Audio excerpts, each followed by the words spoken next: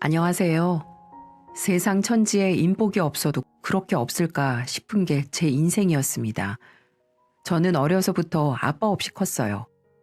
엄마부터 남들이 봤을 때 참 박복하다 생각이 들 만큼 바람피는 남편에 아직 젖도 못된 딸에 돌아가시기 직전인 본인의 시어머니까지 모시느라 등골이 휠 만큼 힘들게 살아오셨죠.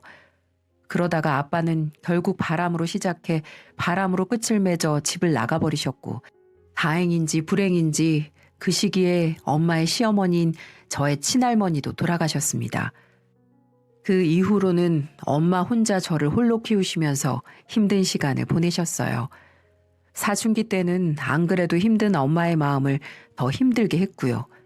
한창 친구들과의 사이가 예민할 당시 친구들 사이에서 바람 펴서 집 나간 아빠를 두었다며 입방아에 오르락 내리락 하는 것을 경험하면서 부모님에 대한 원망이 생겨나기 시작했어요. 게다가 친구들의 부모님처럼 회사에 다니면서 옷도 깔끔하고 예쁘게 입고 다니지 못하고 늘 남들 식당 일이나 도와주면서 음식 냄새가 풀풀 나는 엄마도 마음에 들지 않았거든요. 이 모든 것은 반항심으로 돌아와 중학교 내내 학교 밖과 집 밖을 맴돌며 사고나 치며 돌아다녔죠. 엄마는 본인의 삶도 힘들었기 때문에 저를 케어할 만한 힘이 하나도 없었어요. 그래서 저는 더 엇나갔던 것 같네요. 엄마마저 나를 잡아주지 않으니까요. 하지만 그러던 어느 날이었어요. 그때가 겨울이었는데 날이 너무 추워 밖에 나가서 놀지도 않고 집에 혼자 들어와 잠을 자고 있었어요. 한참을 낮잠을 자다가 눈을 떠보니 캄캄한 밤이 되어 있었고 온 집안에는 불이 꺼진 채로 있었습니다. 그리고 그 칠흑 같은 어둠 사이로 누군가의 울음소리가 들려오더군요. 정말 죽고 싶을 만큼 힘들다. 정말 너무너무 힘들어요, 엄마. 그 울음소리는 저의 엄마의 소리였고, 엄마는 제가 태어나기도 전 일찍 돌아가신 외할머니를 허공에서 찾으며 힘들다고 울고 계셨어요. 그때 저는 정신이 번쩍 차려졌습니다. 내가 힘든 것만큼 분명 우리 엄마도 힘든 시간들을 보내왔을 텐데 이런 생각에 너무너무 미안해지고 그동안 철없이 행동한 저의 모습들이 너무 후회스러워졌거든요. 그래서 그때 다시 정신 차리고 악착같이 공부해서 성공해 엄마에게 꼭 효도를 해드려야겠다는 다짐을 하게 되었어요.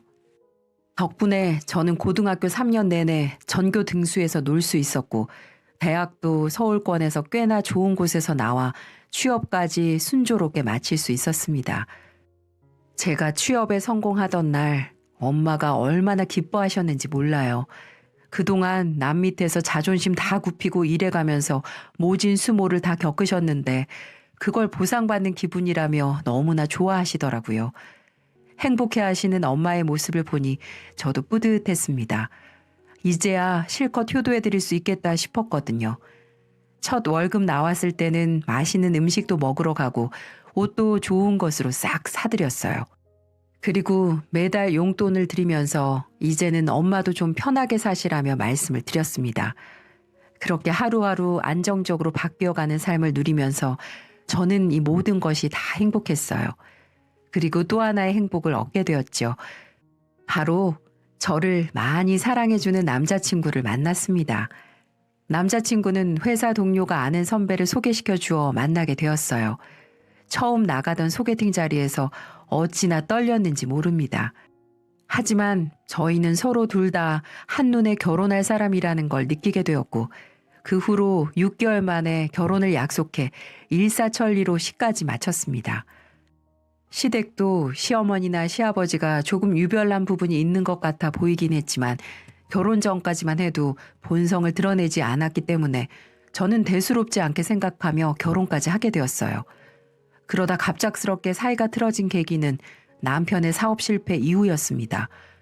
결혼을 한 후 얼마 안 돼 남편은 직장을 그만두고 사업을 차리게 되었어요.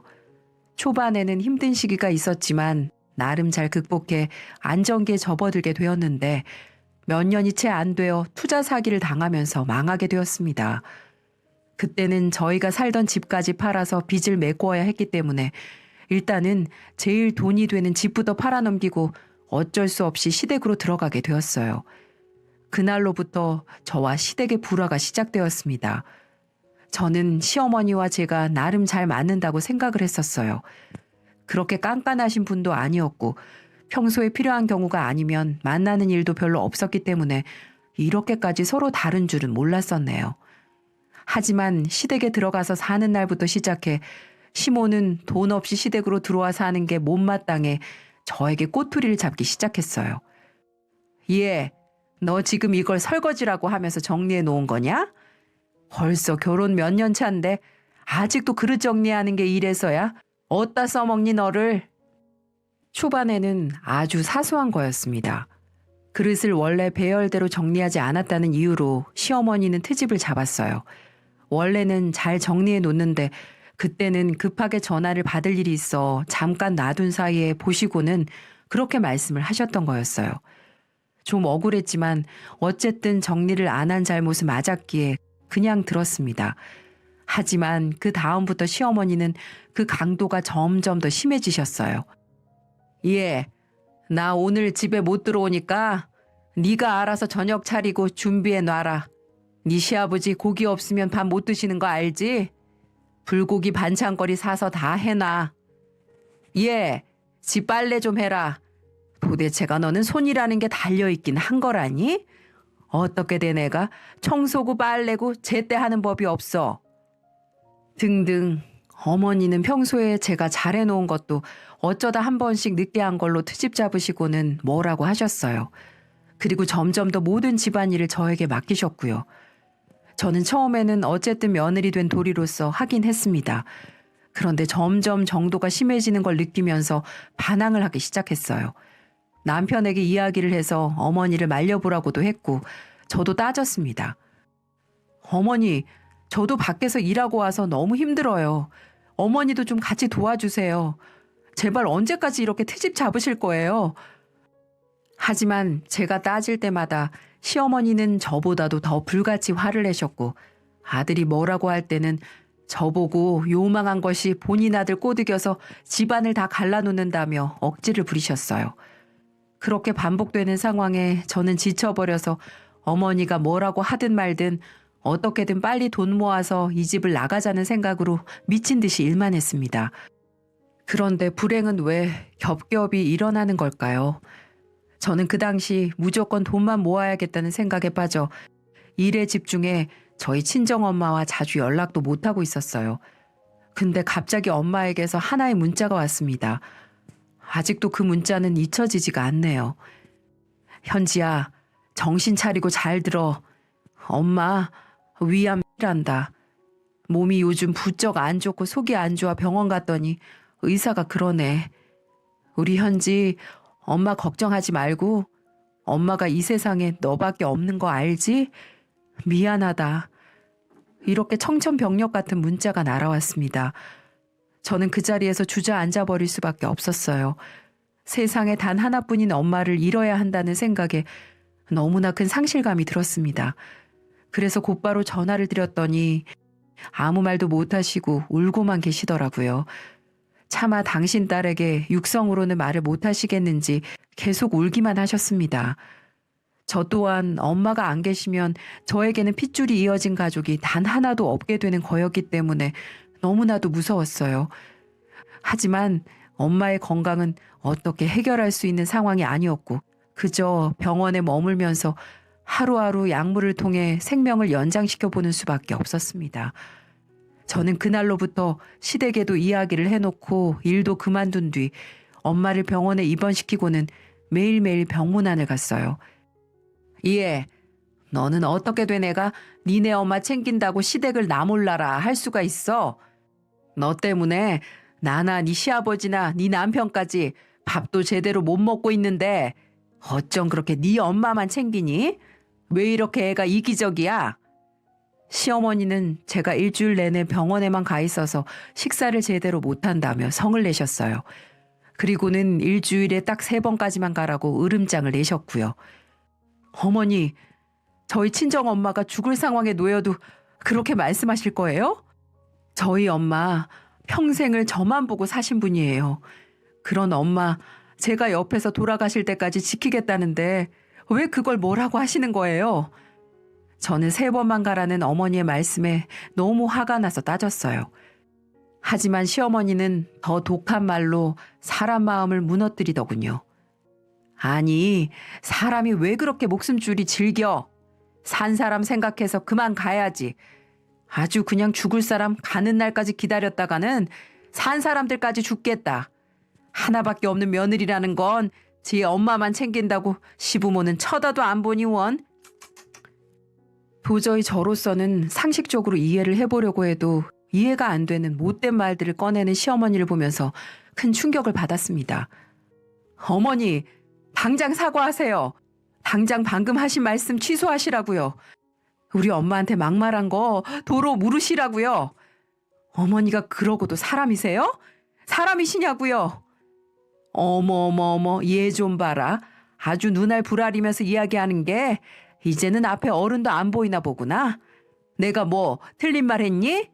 이 집에서 살게 해준 걸 생각해서라도 벌벌 기어야 할 판에 제 어미 챙긴답시고 완전히 우린 내팽개치고 있으면서 뭐가 그렇게 당당해?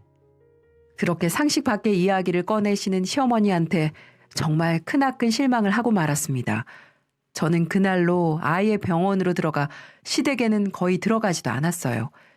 시어머니도 이때는 거의 포기를 했었는지 남편을 통해서도 저를 찾는다는 소리가 별로 없더라고요. 그래서 엄마 옆을 더 지키다가 시댁도 한번 돌아봐야 할 것 같아 며느리로서의 도리를 하기 위해 한번 들어가 집안을 청소하고 있었습니다. 그때 저는 시댁에 다시 간 것에 대해 큰 후회를 하게 되는 사건을 겪게 되었어요. 시아버지는 원래부터 좀 망나니처럼 살고 있다는 걸 알고 있었지만 정말 그 정도일 줄은 몰랐거든요. 평소 시부는 매일 하루하루 술을 마시면서 집에 들어와 행패를 부렸습니다.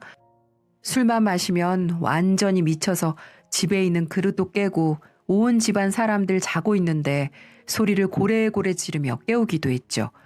저는 그게 정말 지긋지긋했습니다. 하지만 모든 걸 다 참고 살았어요. 그런데 한 번은 제가 집에 있는데 그날따라 술을 안 드시고 멀쩡한 상태로 집에 가만히 계시더라고요. 저는 속으로 저 양반이 웬일이냐 하면서 오늘은 잠잠하게 넘어가겠구나 했는데 저의 큰 오산이었어요. 아주 대놓고 미친 질문을 하는 시아버지를 보면서 또 한 번 화를 낼 수밖에 없었죠. 야, 며느라, 사돈 어른은 괜찮으시니? 아유, 빨리 나으셔야 될 텐데. 근데 이런 말 하기도 좀 그런데 어머님 보험금은 많이 들어놓으셨니? 혹시 어머님 잘못되시면 사망보험금은 다 상속받는 건 맞지? 마음은 아프지만 그래도 살 사람은 살아야지. 혹시 잘못되면 이 시댁에도 좀 보태거라. 이제는 우리가 너의 유일한 가족이니까. 내 말 틀린 말은 아니지?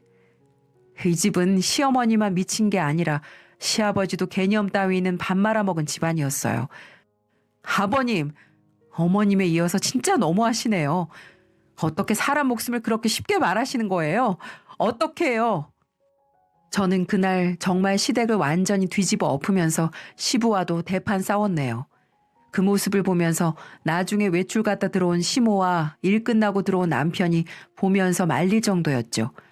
하지만 시모는 그 모습을 보면서 오히려 시부 편을 들고 저보고 막대 먹은 것이라며 엄청 화를 내셨어요. 그 후로는 저는 시댁이라면 시옷도 듣고 싶지 않아 엄마 병원에서만 살았습니다. 시댁이 너무 끔찍했고 그럼에도 불구하고 집을 구해 나갈 수 없는 현실이 너무 힘들었어요. 그런 와중에 결국에 엄마는 돌아가셨습니다. 어찌저찌 장례식은 치렀지만 시댁 식구들은 마지막까지 쓰레기로 나오더군요. 슬픔에 잠겨있던 제게 전화를 해서는 조의금이라고 보낸다면서 제 통장으로 딱 5만 원을 보냈더라고요.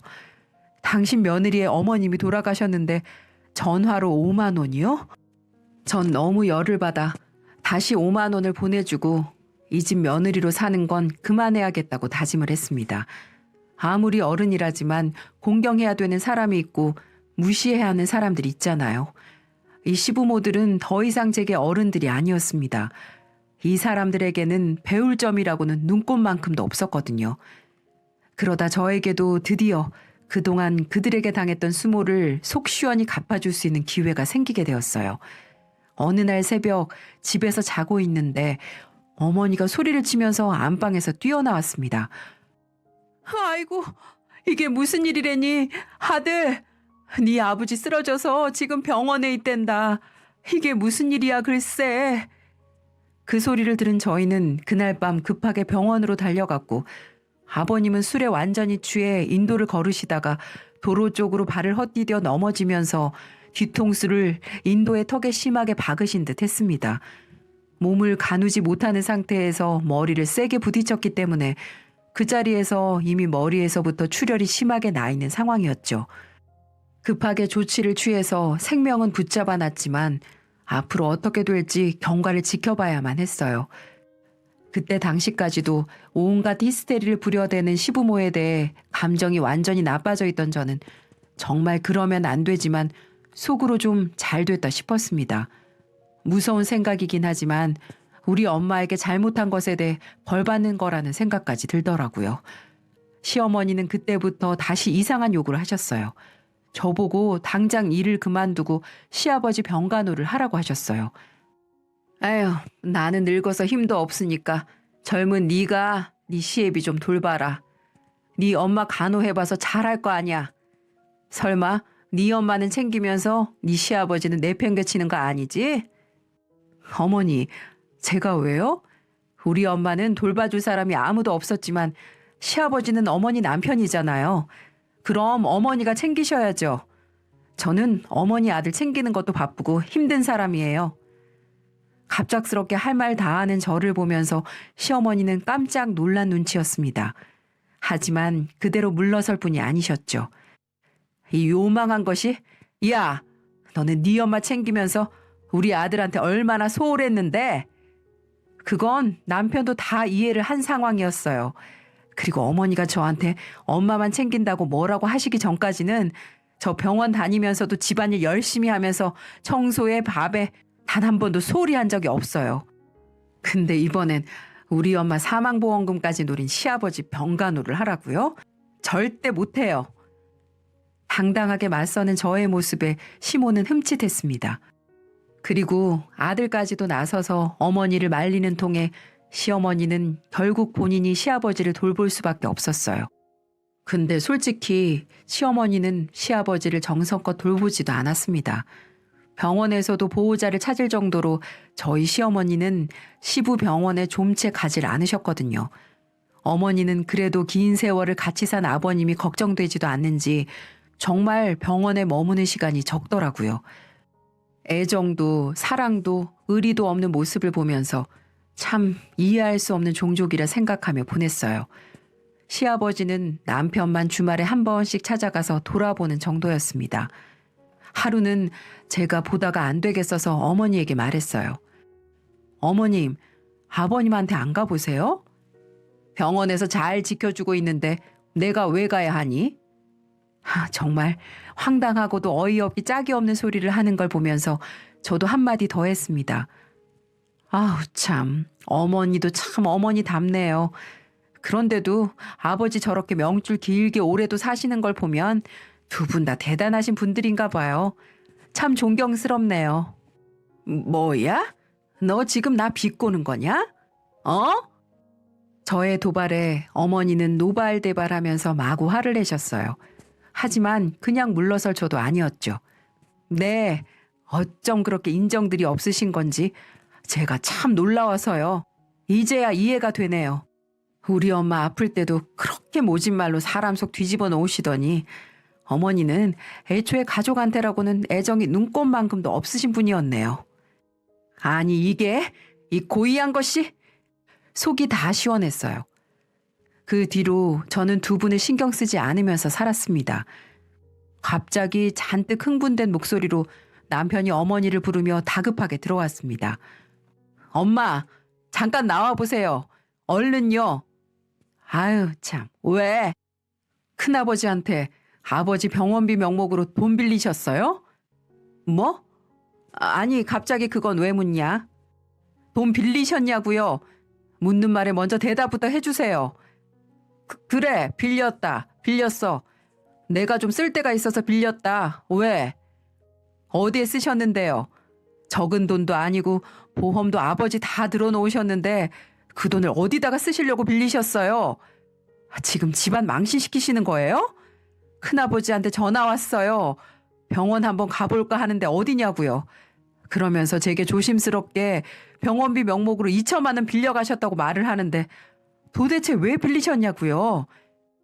둘의 대화를 들어보니 어머니는 언제 돈을 빌리셨는지 아버님의 형님께 2천만 원이라는 돈을 빌리셨고 그 돈을 어디다 쓰셨는지 저희는 행방도 알 수가 없었습니다. 필요한데 쓰려고 했어. 그게 그렇게 중요하니? 아니 언제 너한테까지 전화를 했다니? 하여튼 간에 도움이 안 된다니까 니네 큰아빠는. 지금 그게 할 소리예요? 아버지 병원비로 속여서 돈을 왜 빌리셨냐고요? 네 아빠는 계속 저러고 있지. 너네도 언제 제기할지 모르는데 어떻게 가만히 있니? 그래서 나도 뭐 좀 해보려고 그랬어. 아이 짜증나. 내일 당장 주면 될 거 아니야. 어머니 제발 정신 좀 차리세요. 나중에 들어보니 어머니는 그 돈으로 다단계를 하시려고 했다고 합니다. 어머님 친구분이 다단계를 하는데 어머니를 유혹했나 보더라고요. 남편이 만약에 어머님이 돈을 빌린 걸 빨리 알지 못했다면 그 큰 돈이 허공에 날아갈 뻔했던 거죠. 다행히도 큰아버님이 전화해 주신 탓에 그 돈을 무사히 다시 보내드릴 수 있었네요. 이걸 보면서 역시 시어머니는 시아버지가 옆에 계셔서 꽉 잡아야 된다는 생각이 들었습니다. 저희 시어머니는 평소에 성격이 불같은 아버님이 큰 소리로 호통을 쳐야 말을 잘 듣고 그나마 고분고분 조용히 지내셨거든요. 그리고 한편으로는 어머님이 이해가 가는 부분도 있었고요. 평소 아버님이 건강하셨을 때는 아무 이유 없이 아버님이 어머님을 많이 무시하곤 하셨거든요. 이 여편네야 밥 차려. 아유 이 여편네야 어딜 그렇게 싸돌아다녀? 그리고 어머니가 식사를 차려드리면 반찬이 마음에 안 든다는 이유로 밥상을 엎기도 했고 모든 경제권도 아버님에게 있었기에 어머님은 아버님께 필요한 게 있으면 온갖 무시를 당하면서 돈을 받아가곤 했습니다. 그래서 나중에는 어머님이 두 분이 싸우던 중에 이혼까지 요구를 하신 적도 한두 번이 아니셨죠. 그러다가 아버님은 그 얘기를 듣고 또 흥분해 그릇을 몇 개 한참 깨고 난리를 피우는 통에 시어머님이 피신한 적도 한두 번이 아니었답니다. 그렇기 때문에 어머님은 평소에 아버님께 쌓인 게 많아서인지 병문안도 잘 안 가셨을 거예요. 한 번은 저한테 와서 아유 네 시아버지 나 그렇게 평소에 무시하더니만 아주 아무 말 없이 누워만 있으니까 내가 살겠어. 그 고의한 성격에 언제 그렇게 조용히 누워있어 보겠어? 라고 말씀하신 적도 있었으니 얼마나 아버님을 평소에 미워했는지 예상해 볼 수 있었죠. 근데 그 후에 진짜 사건이 터지고 말았어요. 저희 둘 다 어머니를 포기한 채 알아서 하시라고 냅두고 있던 와중 어머님이 저한테 오셔서 뭔가를 물어보시더라고요. 저는 그때 뒷목을 잡을 수밖에 없었습니다. 예, 너는 니네 엄마 죽고 나서 돈 나온 것 없다니? 아니 저번에 네 시아버지랑 얘기하는 거 들어보니까 사망보험금 같은 거 나올 거 있는 것 같던데? 저는 이 말을 듣자마자 정말 눈이 뒤집히는 줄 알았습니다. 아니 어떻게 대놓고 이런 걸 물어볼 수 있는 건지 이분의 뇌가 정말 궁금해질 정도였어요. 그리고 저는 그 자리에서 화를 주체할 수 없어 마구 열을 토해냈습니다. 어머니 진짜 가지가지 하시네요. 어떻게 그걸 또 물어보실 수가 있으세요? 없어요. 죽었다 깨어나도 없다고요. 이게 진짜 없으면 없는 거지 뭘 또 그렇게까지 화를 내고 그래. 에휴, 니네 엄마는 어떻게 죽어서도 너한테 도움 하나 안 된다니? 살아생전에 그렇게 고생을 시켰으면 끝에라도 좀 뭐라도 해야 할 것 아냐. 너무나 어이없는 소리에 저는 경악을 하고 말았습니다.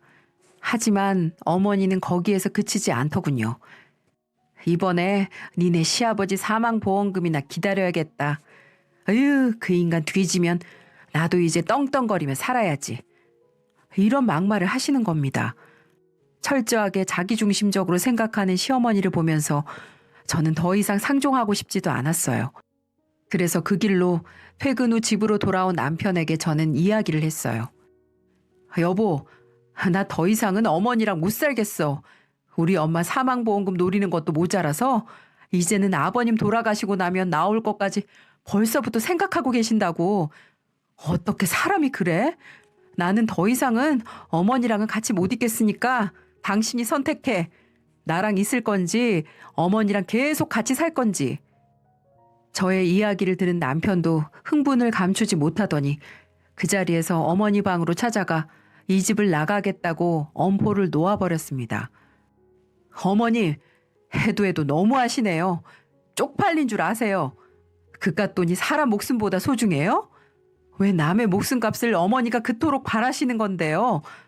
전 어머니가 이렇게 막 나가실 줄은 몰랐습니다. 저도 지친다고요. 언제까지 어머니 이해해줘야 되고 아들이란 이유로 떠받들어줘야 되냐고요. 이제는 저도 도저히 못 참겠습니다. 어머님 그 성격 이제는 도저히 못 맞춰드릴 것 같으니 저희 집 나가겠습니다. 그렇게 알고 계세요. 무슨 큰일 아니면 찾지도 마시고요. 라고 말하며 폭탄 선언을 해버렸어요. 그러자 시어머니는 그날은 니들 알아서 해라. 내가 뭐 눈 하나 깜짝할 것 같니? 돈도 없는 것들이 집 구할 때는 있고?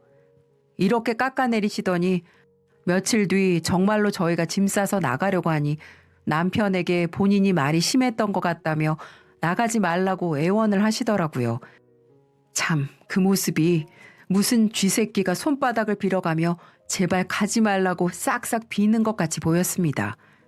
시어머니는 남편의 말이 그냥 해본 말이라고 생각을 하셨나 봐요. 돈도 없고 능력 없는 우리가 갈 곳이 없을 거라고 생각을 하셨겠죠. 그렇게 우리는 당차게 집을 나와버렸어요. 사실 저희 엄마가 남겨준 사망보험금이 있긴 했습니다. 저는 그 돈을 죽어도 쓰고 싶지 않았지만 남편과 상의를 해서 작은 집을 구해서 살기로 했습니다. 둘이 작은 집에서 사니까 불편한 점은 있지만 오히려 마음은 시댁에서 사는 것보다 훨씬 편한 것 같아요. 지금도 힘들면 언제든 들어오라고 시어머니는 그렇게 말을 하지만 저희가 미쳤나요? 악의 구렁텅이에 지발로 들어가게요. 그리고 그 후로 더 웃긴 거 얘기 하나 해드릴까요? 병원에서 힘들 것 같다고 말을 한 시아버지는 긴 병원 생활 끝에 결국 어느 정도 사회생활을 할 정도가 되어서 병원에서 퇴원하시고 집으로 가셨습니다. 아직 병원 생활은 더 해야 하지만 병원이 답답했던 시아버지는 집에서 치료받겠다고 우기고 우겨서 퇴원을 했다고 남편이 말을 해주더라고요.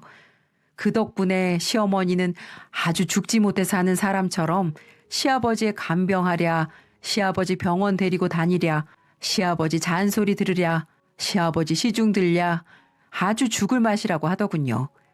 시아버지가 잘못돼서 보험금 타려고 했던 시모의 계획은 아주 물거품이 된 거죠. 속으로 아주 꼬시다고 생각했습니다. 아마 앞으로 10년, 20년간은 아버님의 노예처럼 살아야 될 게 뻔했거든요. 뭐 자업자득이죠. 지금은 가끔 시댁의 명절에만 찾아가고 있어요. 솔직히 가고 싶진 않지만 그래도 남편을 낳아주신 부모님들이니 싫든 좋든 한 번은 찾아뵙는 게 기본 예의니까요. 지금은 그래도 많이들 좋아지셨어요. 시부모님들이 점점 나이가 드시고 늙어가시니 유독 남편을 많이 찾으시고 외롭다는 말씀도 많이 하시고요. 물론 제게 대하는 것도 많이 좋아지셨고요. 하지만 그래도 제게 그동안 한 전적들이 있으니 긴장을 늦추면 안 되겠죠. 최소한의 예의를 갖추며 적당한 거리를 두며 그렇게 살아가려고 하고 있습니다. 지금까지 여러 사건들이 있어 힘들었지만 이젠 더 이상 밑바닥으로 내려갈 것도 없으니 앞으로 올라갈 일만 있다고 생각하고 더 열심히 살아가고 있습니다. 열심히 살고 좋은 선행을 베푼다면 우리에게도 좋은 날은 오지 않을까요? 이 사연 보시는 시청자분들도 항상 힘든 일 잘 이겨내시고 하루하루 기쁘고 웃는 일만 가득하시길 응원하겠습니다. 감사합니다.